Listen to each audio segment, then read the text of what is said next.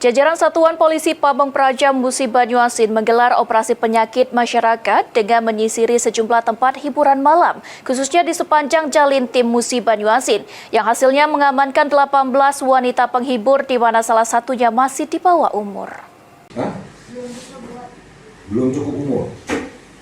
Memberantas penyakit masyarakat, petugas Satuan Polisi Pamong Praja Musi Banyuasin merazia sejumlah tempat hiburan di sepanjang jalan lintas timur mulai dari Betung hingga perbatasan Jambi. Operasi ini merupakan tindak lanjut dari laporan warga terkait maraknya tempat hiburan tanpa izin resmi. Dalam operasi ini, Satpol PP Muba menurunkan 2 tim untuk menyisir 6 titik lokasi kafe dan tempat karaoke yang diduga menjadi sarang praktik hiburan malam ilegal. Hasilnya, sebanyak 18 wanita penghibur berhasil diamankan petugas, di mana salah satunya masih di bawah umur. Mayoritas wanita penghibur yang terjaring berasal dari luar daerah seperti Palembang, Lampung, hingga Karawang. Satpol PP menegaskan razia ini bukan sekedar penertiban, tetapi langkah serius dalam penegakan peraturan daerah terkait larangan pesta malam.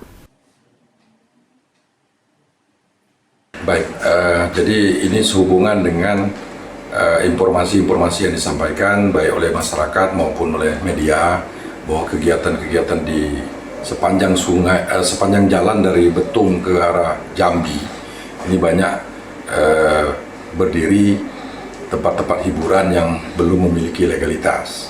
Oleh karena itu malam ini kami turun bersama tim, 2 tim ya, turun 2 tim langsung menuju ke sana.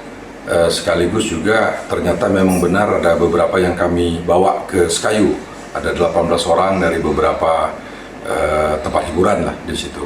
Ini dalam rangka pertama minimalisir kegiatan-kegiatan yang berhubungan dengan perda, pekat dan juga pesta rakyat. Karena berhubung baru-baru ini ada informasi tentang kegiatan-kegiatan yang mengadakan hiburan dengan mengundang dari luar. Selain mengamankan para wanita penghibur, petugas juga memberikan peringatan keras kepada pemilik usaha hiburan yang beroperasi tanpa izin. Ruzi Iskandar, PAL TV.